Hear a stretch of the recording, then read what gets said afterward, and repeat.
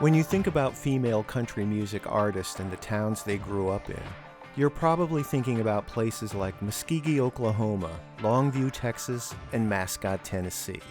But for one emerging new talent, the unlikely town of Massapequa, New York, on the south shore of Long Island, just 45 minutes from Broadway, turns out to be the perfect place to find the next rising artist in country music, Carolyn Miller. If only I could just step back in time, but I've never gone forward by looking behind. Working as a professional actor since the age of 8, Miller's background in musical theater, film, and TV created a foundation that allowed her to develop her own style that captures the true essence of country pop.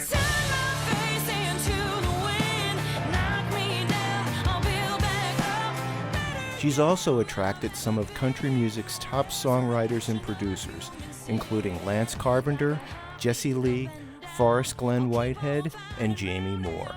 With over 300,000 streams to date, continuous airplay on country radio, and an ever-increasing social media fan base, Carolyn Miller has started to make a name for herself in Nashville. And there's no sign of her slowing down. I ain't gonna flatline. I'm Charles Urick, and this is Life in the Grooves.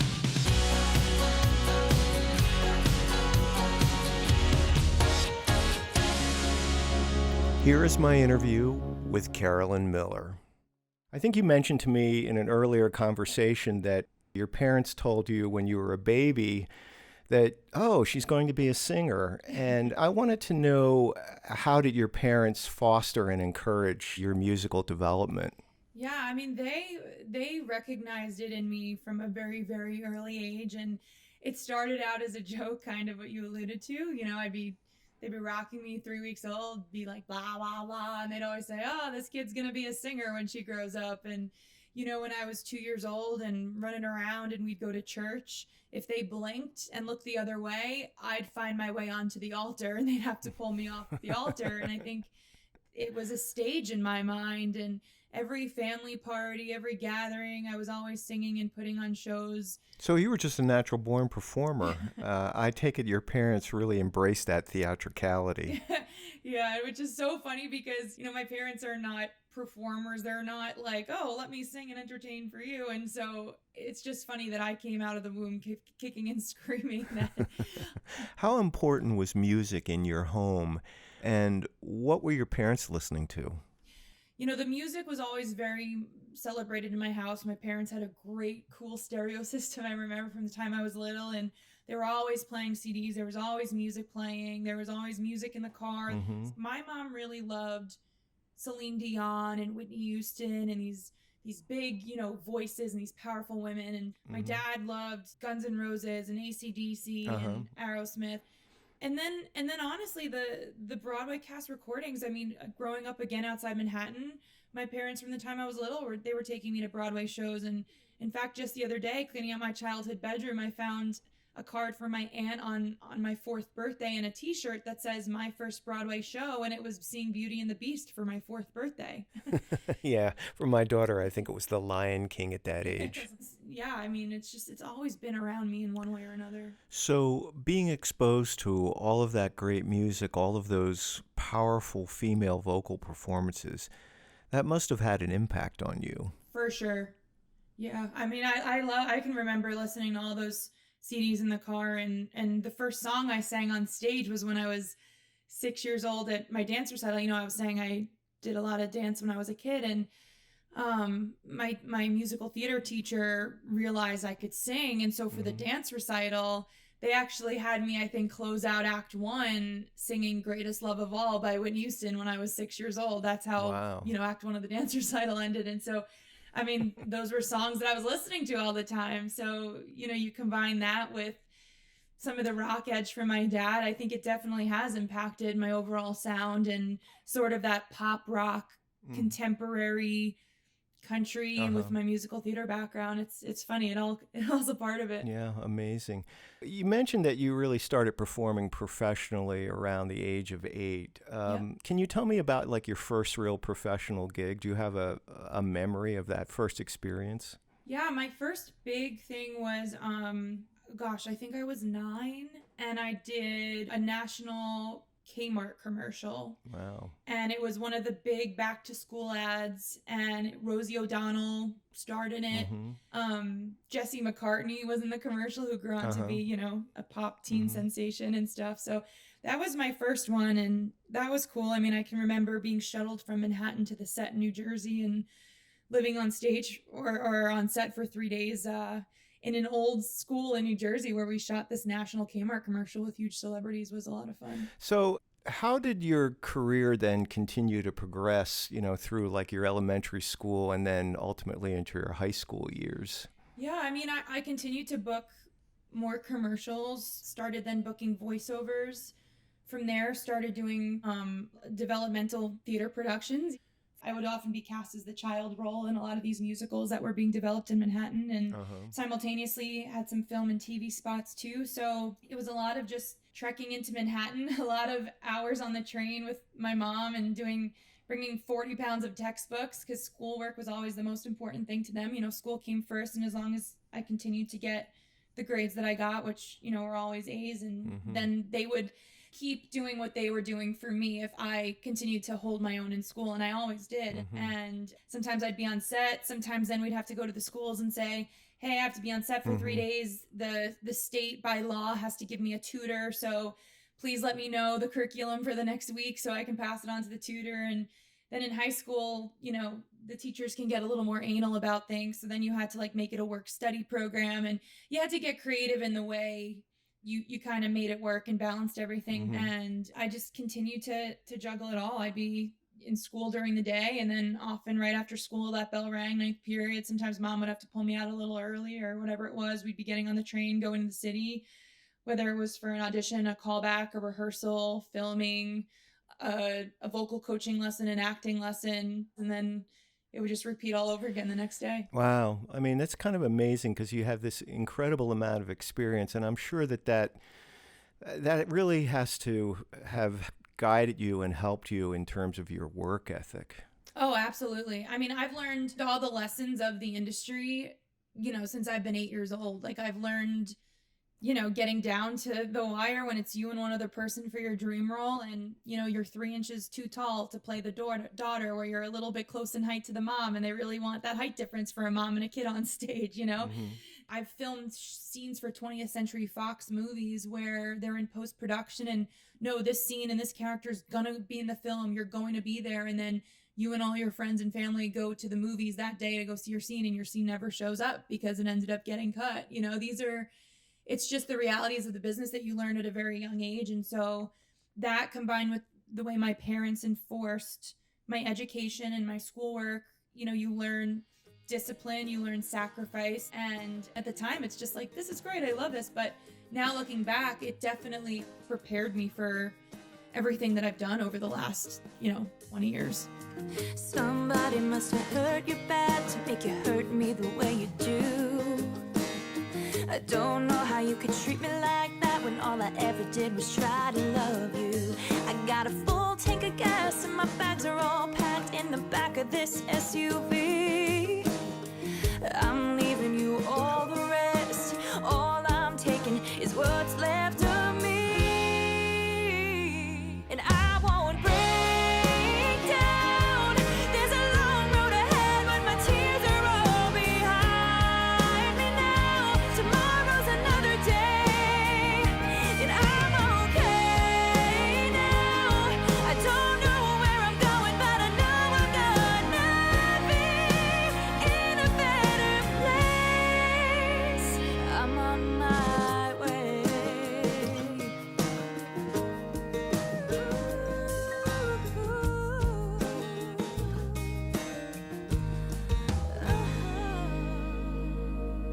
We were just listening to I'm on My Way, a track from your 2018 debut EP, Unbreakable. Now, it seems like you were well on your way after all your success as a young actor. So, when it came time to start the next chapter of your musical education, did you have an idea of what you wanted to do? Yeah, I mean, I knew I wanted to go to school for musical theater. Um, I my eye on the prize was at the best schools in the nation. You know, it Mm-hmm. was I was looking at Boston Conservatory, I was looking at CCM, I was looking at University of Michigan, Carnegie Mellon. For me, it was like if I'm going to go to school for musical theater, I knew I wanted to be at a certain level of a program. And the thing that I loved about Boston Conservatory and what they liked and appreciated in me was they were supportive of the background that I had and the resume that I had already built. Whereas some of these schools, you know, would sit me down and be like, okay, you're coming in already a member of Actors Equity, already Screen Actors Guild, already AFTRA.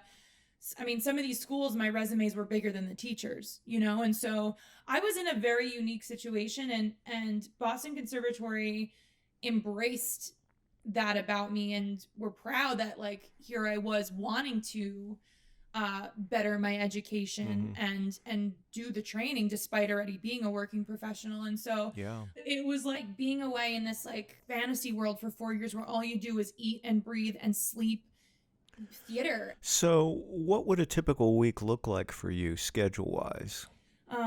So we were in class Monday through Friday. Class is starting at 9 a.m. The last class, I believe, ended at like 6 o'clock. And then you had an hour Mm-hmm. break to eat dinner. And if you were in a main stage production, you had rehearsals 7 to 11 during the week. And then Saturdays, you would have rehearsal 10 to 5. And then if you had any student run performances or student run productions you were in, those would always rehearse on Sundays. So Mm-hmm. I mean, there were many weeks it was 7 days a week, you know, 24 hours a day. You were just kind of doing uh working on your craft, but it's incredible. You can't get a better education, I don't think. It also sounds like their program was willing to develop you as an artist because you came in with such a strong resume and had so much experience. Yeah, no, absolutely. Absolutely. And I would say, you know, they were tougher on me probably too for that because they knew I'd done certain things already, and it's such a special program, and I feel really honored to have gotten to go there for those 4 years. Mr. Never Satisfied, blowing on my phone at night. I bet you're probably drunk or high if you're calling me at 2 a.m. with the same old again. You say you just need a friend, I ain't falling for it. You're thinking I care, I don't. That was so yesterday. It's too bad you can't move on. But don't forget it, baby. You're the one who cut me loose. And now you say you want me back. Well, boy, ain't it just like you to want what you can't have. Oh, ooh, ooh, ooh. You're listening to Carolyn Miller with her acoustic version of What You Can't Have, a song that she released in 2019. Now, once you graduated from school, did you set out to focus all of your energy on just musical theater? No, it was more so just continuing the work. I narrated a children's cartoon on PBS. I did 50 something episodes for them. That summer, I ended up recording a whole bunch of radio spots for Pepsi and TJ Maxx. And so continuing out of college, was going back to auditions, doing these jobs and miscellaneous things, whether it was theater or film or TV. It was my focus for, I'd say, the first 5 years out of school. You were in the My Big Gay, was it My Big Gay Italian Wedding series? They had Yeah. 3 different off-Broadway productions. Yeah. When did that happen and how did that all come about? So that came about, oh gosh, I want to say 2015, maybe, right around there. I remember seeing a casting call for an immediate replacement for this one track, and I just thought it was great. And I was like, this just reminds me so much of my family. You know, I have a big, loud Italian family. My mother's got a big, loud Italian voice, you know. I had heard that you had a very unique audition. Oh gosh, that was so fun. So I took my comedic monologue that I normally do, and then I just inserted my mother's accent. And then I just added a bunch of F-bombs between a lot of the sentences to kind of match the vibe of the show, you know, because I got to see it. So I had an idea of like, you know, just the comedic timing and the way they act and spoke. And this has never happened to me in my life, and this is a wild story. I get 3/4 of the way done with the monologue, and the director's like, stop. And he said to me, he's like, okay, I have a question for you.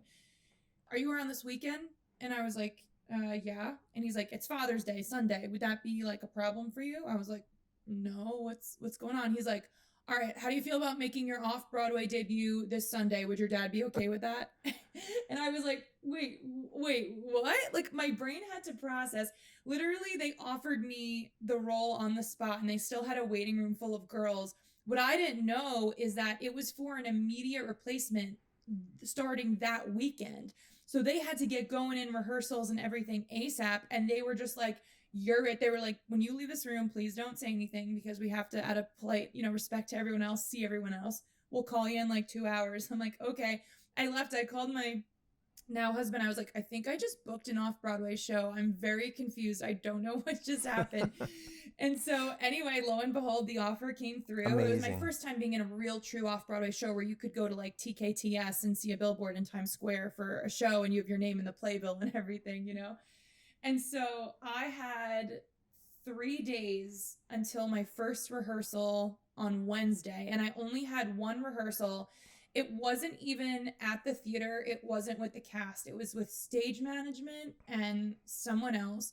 And basically the rehearsal was, okay, when you come in here, you enter on this line, you're entering stage left, make sure on this line you don't forget to hand off this prop. It wasn't even like a real true like run through. It was more just like, here's your blocking, here's what's up. And so I had 4 days, and I was a principal in the show. This wasn't like a small track. This was like one of the main people in the show. And so I had recorded on my iPhone every scene that I was in, and I read the parts of the other people, and then I left dead space where I would say my lines. So over the next couple of days, I would hook up to my Bluetooth speaker and then run through the blocking in my living room without the script, like as if I was on stage and hearing the other people say their lines. And so I was like giving myself my own dress rehearsals. And so I get to the theater that night and literally walked in his dressing room. I was like, hi, I'm Carolyn. I'm playing your daughter tonight. Hi, I'm Carolyn. I'm playing your sister tonight. Like, nice to meet you. You know, it was such a wild experience because this cast, some of them been in it for 5-6 years. Like, they were truly a family, you know? So what happened on opening night?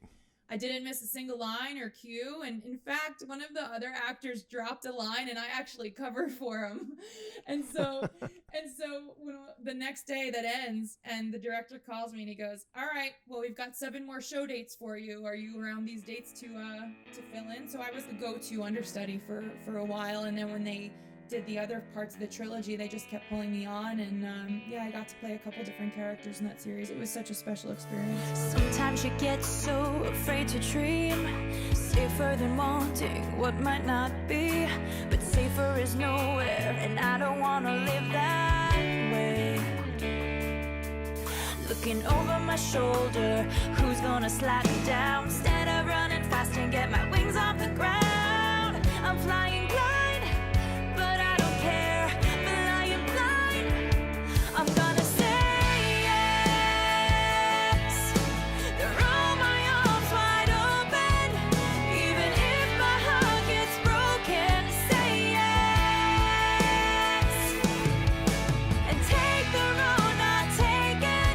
What if the best thing hasn't even happened yet?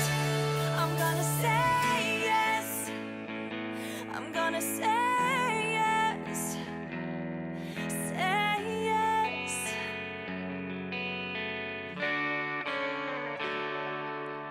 You made a decision to self-promote by putting out a few YouTube videos. Yep. Now, were these cover songs or original songs? They were covers. So you put out these YouTube videos of cover songs, and then they took off virally. Like, you had large numbers of followers. What prompted you to do all of that? Honestly, just pure boredom pure hunger for more creativity, not feeling like I was singing as much as I wanted to and performing the way I wanted to be performing. And so when it's funny, you say self-promotion, which I guess is what it was, but I mean, at the time I did it for no other reason other than it was just fun to take a spin on a song and share it with friends and family. And like that was my goal with it. That was what it was. It was not meant to be like, I'm going to start marketing myself as an artist. It really wasn't that at that time at all. It was just, I'm bored. I want to do something cool. And so did that YouTube video, and like you had alluded to, it got some great exposure, and all of a sudden I just kind of had this bug to like, that was kind of interesting. Maybe I'll do another one of these. People seem to care and like it. It was pretty cool. It was in a bunch of newspapers, and I mean, it just got really unexpected exposure. And so then I did another one with one of my friends. Megan Trainor herself had retweeted and was like, everyone needs to follow Carolyn Miller, girl can sing. And I woke up one morning with like 4,000 extra followers. Wow. And I was like, what the heck is this? And then it was like, Megan Trainor tagged you in a post. And I was like, what? And so then, I started basically organically and completely unintentionally developing a little bit of a fan base and a little bit of an online following. And then from there, they were like, well, when are you putting out original music? You should think about putting out something. And I was like, but I'm an actress and I'm a musical theater girl. And, I love to sing and do this stuff, and I can make covers, but I'm not a songwriter. I don't know anything about the music industry. It's just funny that doors open where you least expect it. Well, this is really an interesting period because this is like the transitional moment. So, how did you make the decision and to transition to singing country music, and what was it about the genre that really attracted you to that particular type of music? Well, I think that country music is the best storytelling genre in the world. I mean, it's founded on incredible lyrics, incredible melodies, real honest perspectives, and it's just incredible storytelling. And at the end of the day, that's what we all do as actors, and in musicals, we're telling a story. I think that country just does that so beautifully. And when you actually dissect it, it's very theatrical and similar to, a theater composer. And so it felt like very natural material for me to sing and do. And so country now is like so much pop influences. It has R&B influences. It has even some rap influences, You have these crossover artists like Taylor Swift and Shania Twain and Faith Hill who kind of like, blurred the lines a little bit. And so it was a great time for me to get into it because even though I was different and I was from New York and I came from a theater background, it was almost like cool to be different in country, that I didn't grow up on the farm and my perspective on the sound was a little bit different. So, I mean, I love the genre so much and it was just a great time for me to explore that route. I think in terms of the transition, I never intentionally transitioned. I just was pursuing both equally, and this thing just started becoming a little more interesting to me. I started enjoying it a bit more. I started, I fell in love with just like the people in the industry and the way it worked. And I was so hungry and fascinated to learn about it because it was something I didn't know anything about. It was a cold December night when we got off the train. Went to the bar on Front Street to end the night again. Not 5 minutes in, I see you there, standing with her and her long blonde hair. Something about you just don't seem right. And I hate that I gotta watch you avoiding me tonight. And I'm thinking, who are you with your slick back hair and that new tattoo? Drinking a drink I've never seen you order before. And I'm thinking, why are we acting like we never had anything? I'm the only one here who really knows your heart. And now we're strangers in this bar. Ooh, oh.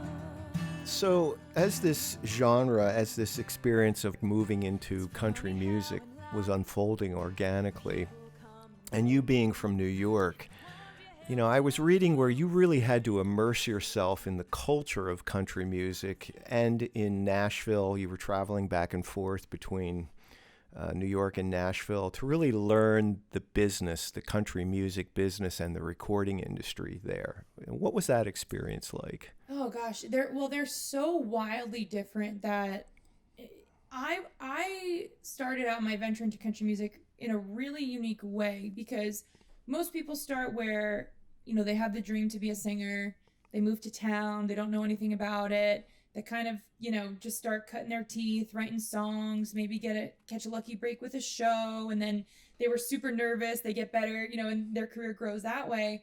Whereas I was coming in with the skill set of a seasoned performer and a veteran of the stage, like for my whole life, but then knew nothing about the business and the industry. So I was coming in like the complete opposite way, where the other stuff was already built in there, but then the groundwork that would normally grow alongside with your skill set wasn't there because it was in a different field. And so I remember Googling the difference between like mixing and mastering. I didn't know what the difference was. I mean, someone was talking about the wedge on stage. I'm like, a wedge, what's that? And that's the little speaker monitor you have in front of your mic. These are just things that I had never been exposed to, because again, in the theater world, you're not using in-ear sets, you know, it's you're watching the conductor for your cues. You know, you're doing every time with sound, you don't have to worry about bringing your own mic and having your own in-ears, because, you know, the whole sound department's doing that for your show. So you had to learn a lot about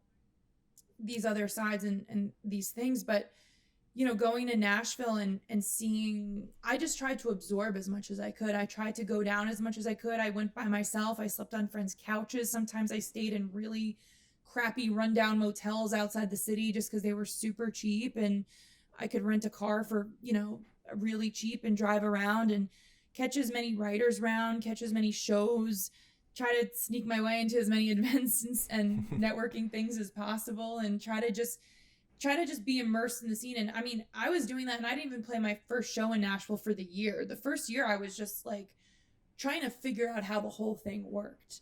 And then once I felt like I really had a good idea of how it all worked, that's when then I was like, all right, I feel like now I'm ready to release my music. I feel like now I'm ready to start booking shows.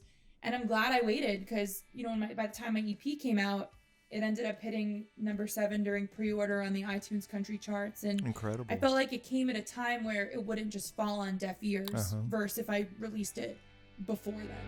Are you awake? 'Cause I can't sleep. All the things you did running through my head, it's really getting to me. I've always been the kind of woman who could take a fall and just shake it off, but this time I don't think I can. And I know you say you're sorry, and I wanna be strong and try to move on, but I haven't found a way to make my heart unbreakable. It was you and me forever, come whatever, we never fall. There was nothing that could tear us apart. We had it all, but you threw it away.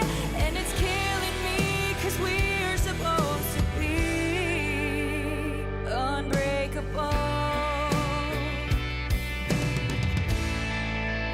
When I close my eyes. So here we have the title track from your debut EP, Unbreakable. And with the success of this record, you were able to enroll top songwriters, producers, other industry professionals. How did you go about doing that? Yeah, I mean, the way, and it's funny, the way my EP came about, and this is kind of a cool story too, but so at the time I was doing one of those YouTube covers, you know, that we were talking about earlier that kind of started it all. And we were having a little rehearsal at my apartment for the next video. We were doing this like Taylor Swift, Justin Bieber mashup or whatever. And my friend who was supposed to play guitar backed out. He had something, he couldn't do it. So my friend who was playing the cajon was like, I have a friend, I'll bring him in, he's great, like you'll really like him. And I was like, all right, if you think he's good, totally fine, I trust you, you've got great ears. So the door rings, and I open the door, and I'm not even kidding, right? It's this 17-year-old kid. And I'm like, are you at the right place? Like, I was so confused. Like, and so he's like, yeah, I'm here I was like, oh, hey, come on in. And I was so thrown because the kid was so young. He was still in high school. Like, he was about to go to his senior prom or whatever. Starts playing guitar, brilliant guitar player. I'm like, I'd offer you a beer, but you're too young to drink. I don't even know, like, and so we're having this little rehearsal, and the kid was brilliant. And he starts talking about cables and studio equipment and just has a wiser beyond his age kind of thing going on. And I'm like, all right, what's your backstory? Because you're not just like a normal 17-year-old kid. Like, you know what you're talking about. And he was like, oh, my dad's, a really big producer. And I said, oh, who's your dad? And he said, oh, his name's Russ DeSalvo. And I was like, that's cool. And I kind of put it in the back of my head because I was like, I'm going to Google. Because, people are like, oh, yeah, I'm a producer. But then you look them up and they're like, you can't find anything on him. So I was like, all right. So he leaves. I go to Google who this is.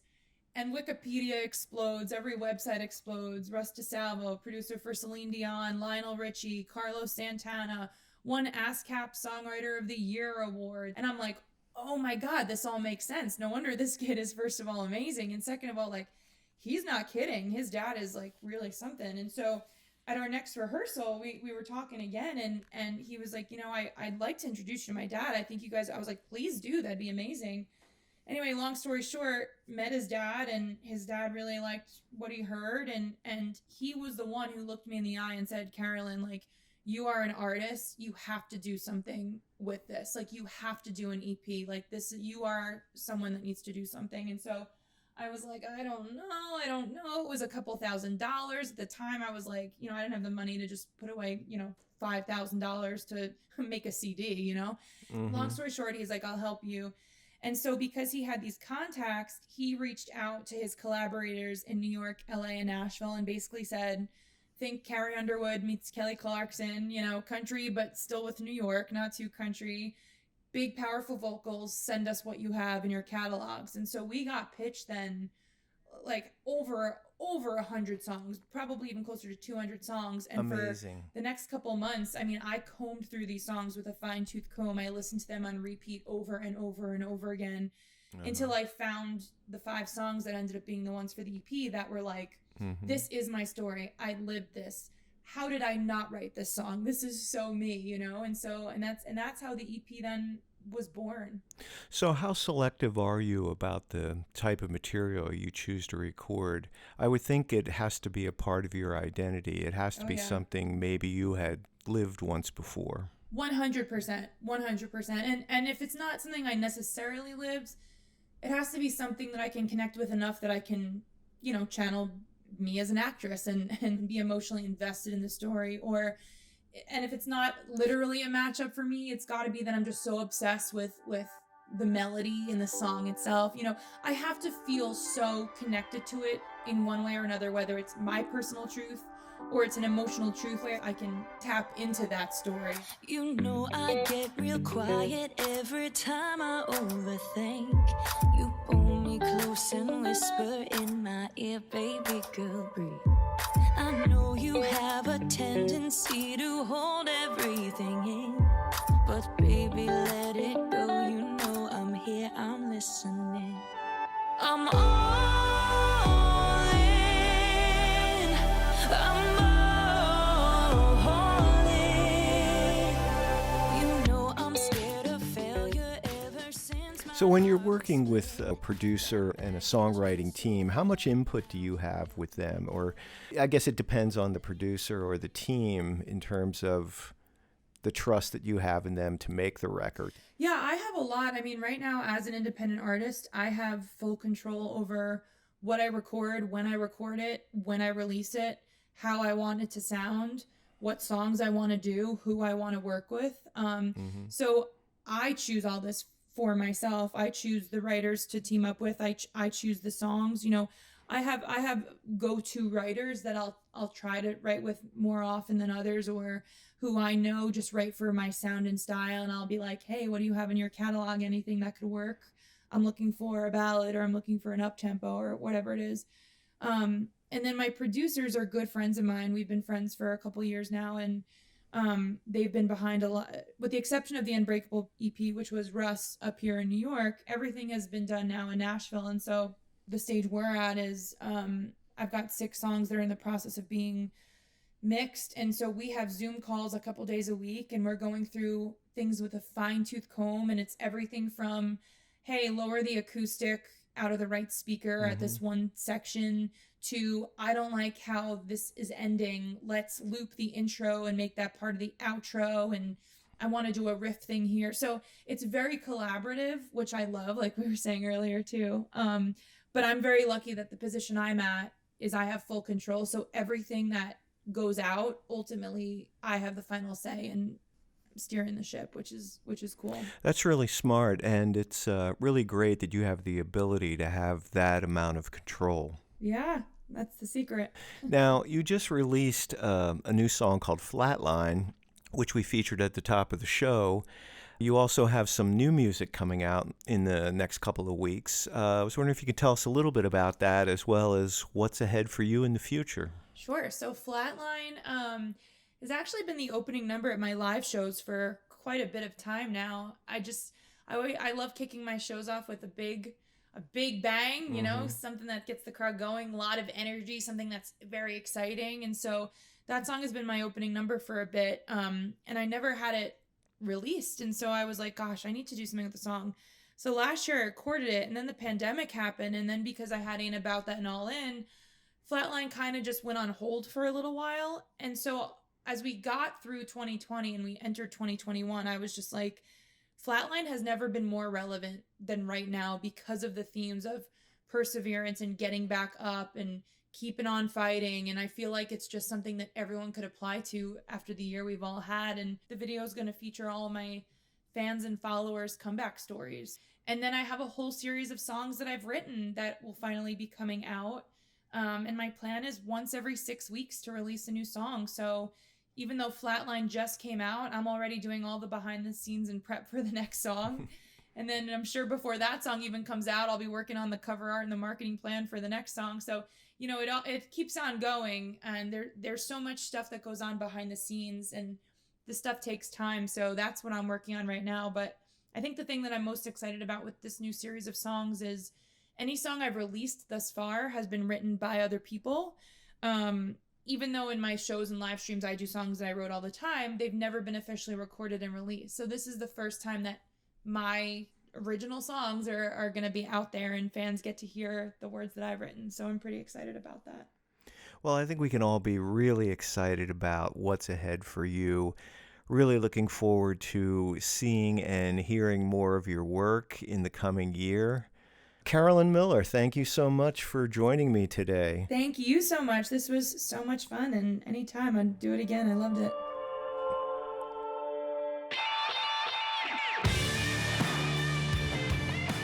My thanks to Carolyn Miller for sharing her musical journey with us. You can check out all of Carolyn's music on your favorite music streaming platform. And be sure to subscribe to our show by visiting our website at lifeinthegrooves.com or lifeinthegroovespodcast.com.